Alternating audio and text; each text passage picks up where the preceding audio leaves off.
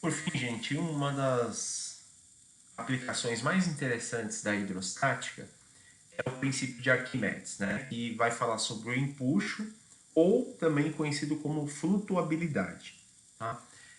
O princípio de Arquimedes ele vai mostrar que quando nós temos um corpo imerso em algum fluido, né, em água, enfim, existe uma força, tá, que vai ser exercida no sentido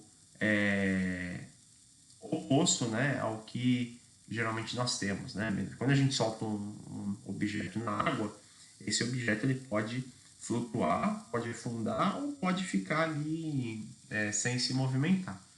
Essa relação, o que faz o objeto flutuar? Uma força de sentido oposto, né? Imaginando que a gravidade está atuando para baixo, o empuxo, né? Ele atua para cima. Então, a gente diz que quando o objeto está flutuando, é porque a força do empuxo se equivale com a força peso, né, do objeto.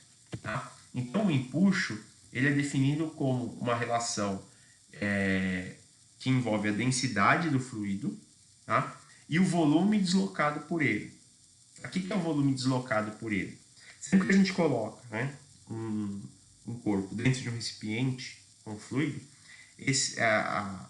o volume desse fluido ele tende a aumentar.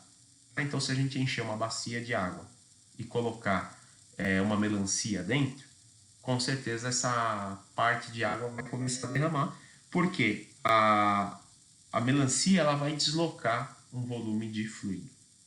Então, o empuxo ele é definido dessa forma, pela densidade de onde você colocou o objeto e o volume que se deslocou.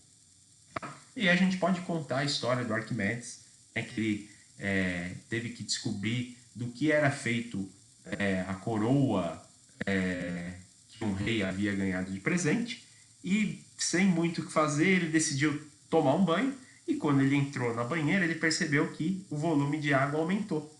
E aí ele teve a eureka, né, a ideia de fazer o experimento com a coroa. Então, ele pegou um pedaço de ouro, né, e fez o experimento. Ele falou que se a coroa deslocasse a mesma quantidade de água, ela seria feita de ouro. No final das contas, ele percebeu que a coroa não era propriamente de ouro. É uma história que se conta aí, né, sobre o princípio de Arquimedes.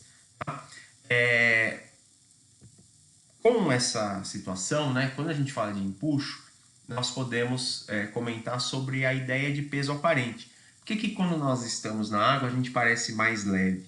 Porque vai existir essa força, né, puxando a gente para a superfície. Então, mesmo que eu esteja dentro de uma piscina e com o pé no fundo, eu vou aparentar estar mais leve por conta desse empuxo. Tá? Então, o empuxo ele vai definir juntamente com a densidade do material, se nós teremos uma flutuação, se nós teremos um objeto permanecendo ali estaticamente no fluido, ou se ele vai afundar. Tá? Então, se a densidade do objeto for maior do que a do fluido, com certeza ele vai afundar. Só que se a gente colocar uma balança dentro do fundo do recipiente, nós vamos perceber que ele fica mais leve de qualquer maneira.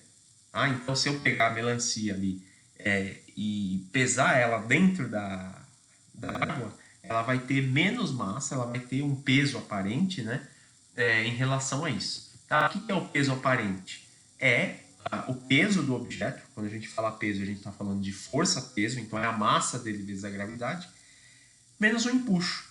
Tá? Então, se vocês, qualquer um se pesar dentro da água, a gente vai marcar menos massa do que a gente tem.